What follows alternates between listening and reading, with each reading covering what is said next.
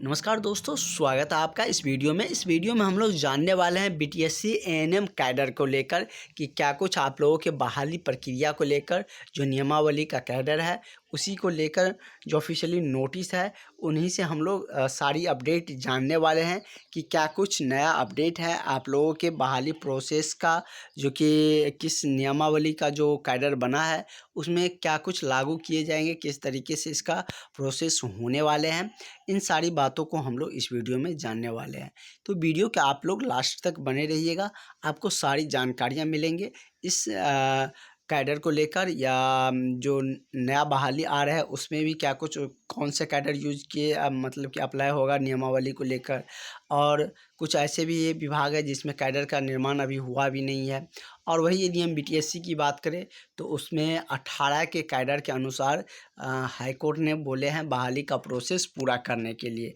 ये आप सब ने देखे ही होंगे, और साथ ही ये भी जानेंगे कि कितना और समय आप लोगों के बहाली प्रक्रिया में लगने वाले हैं, काउंसलिंग प्रक्रिया शुरू होने में और कितना समय लगेंगे। जिस तरीके से कैंडिडेट भी पहुंच रहे हैं अब अपनी काउंसलिंग को लेकर, मांगों को लेकर मंत्री जी के पास कि हम लोगों का काउंसलिंग की प्रक्रिया प्रोसेस शुरू किए जाए। और इसी को लेकर जो कैडर को लेकर जो आई थी अपडेट उसमें, जिसमें कि ऐसा मतलब कुछ ऐसे भी पद है जिसका कैडर अभी नहीं बना। ऐसे कैडर पद भी है जिनकी नियमावली गठित नहीं हुआ, लेकिन आप लोगों का हो चुका है। तो जिसका बन चुका है कैडर उसको उसी कैडर के अनुसार, उसी नियमावली के अनुसार होंगे बहाली, इसमें स्पष्ट लिखा गया है। वही बीटीएससी एएनएम की बात कर ले तो स्टार्टिंग में जब बहाली आए थे उस टाइम 2018 के ही कैडर के अनुसार नियमावली लागू था, ये आप सबको पता है।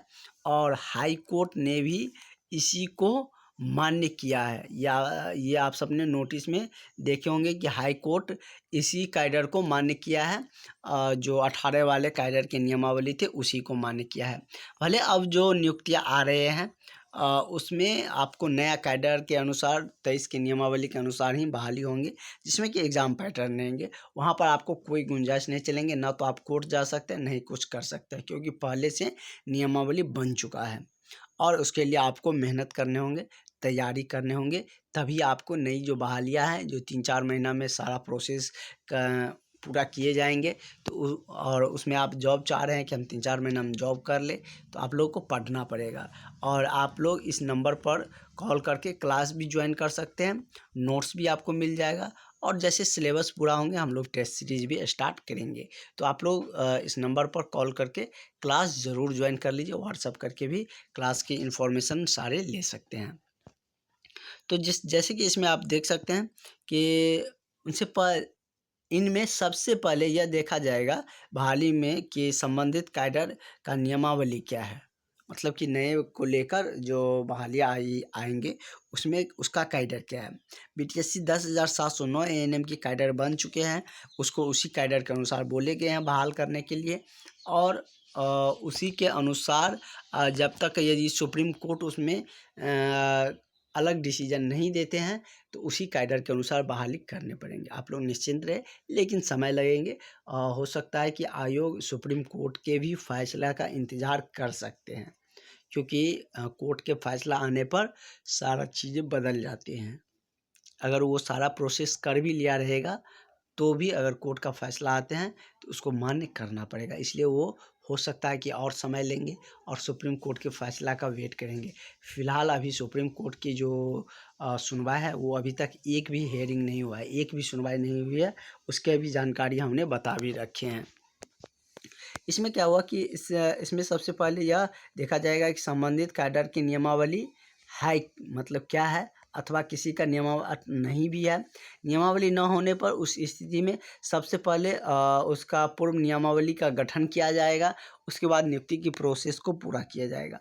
मतलब जब तक और ये स्वाभाविक सी बात है कि जब तक नियमावली गठित नहीं होंगे तो सब प्रोसेस आगे नहीं कर सकते हैं, क्योंकि बीटीएससी एएनएम इसी में जाके अटका हुआ है। बीटीएससी 10,709 एएनएम जो है इसी को लेकर अटका हुआ है, नियमावली को लेकर ही ये फंस गया है, क्योंकि पहले का नियमावली कुछ और था और अब बीच में चेंजेज किया गया, इसके वजह से ये थोड़ा सा अटक गया है, इसका बहाली का प्रोसेस अभी रुका हुआ है, यही इसका मेन रीज़न है। तो और आप लोग कैडर को लेकर पूछ रहे थे कि क्या कुछ किए जाएंगे, बदलाव होंगे। जब तक सुप्रीम कोर्ट का अगर डिसीजन नहीं आता है तो 18 के कैडर के अनुसार ही बहाली करेंगे, क्योंकि हाई कोर्ट का फैसला का जो जजमेंट जो आया था वो आयोग के पास है, और इसीलिए आयोग सुप्रीम कोर्ट भी नहीं गए। जैसे कि स्टार्टिंग में बात हो रही थी कि सरकार के द्वारा कि सुप्रीम कोर्ट जाएंगे, लेकिन नहीं गए। तो आप समझ सकते हैं कि आयोग उसके बाद उसको मान्य कर सकते हैं यदि सुप्रीम कोर्ट का अलग डिसीजन नहीं आते हैं तो। अब ये चीज़ें सुप्रीम कोर्ट के डिसीजन पर भी निर्भर करती है, और सुप्रीम कोर्ट का जो इन्फॉर्मेशन आएंगे वो हम आप तक ज़रूर पहुंचाएंगे। और इसके लिए आप लोग चैनल को ज़रूर सब्सक्राइब करके रखें, जिससे कि आपको सारी जानकारियाँ टाइम टू टाइम मिलते रहें और आप सारे चीज़ों से अपडेट रहें। हम बीटीएससी एएनएम को लेकर और भी जो एएनएम को लेकर इस बीच में बहुत सारी बहालियाँ, बहुत सारी अपडेट आपको देखने को मिलेंगे। इसलिए आप लोग चैनल को ज़रूर सब्सक्राइब करके रखें, कब कौन सा अपडेट आ जाएंगे वो सारी जानकारियाँ हम आप तक पहुँचाते रहेंगे।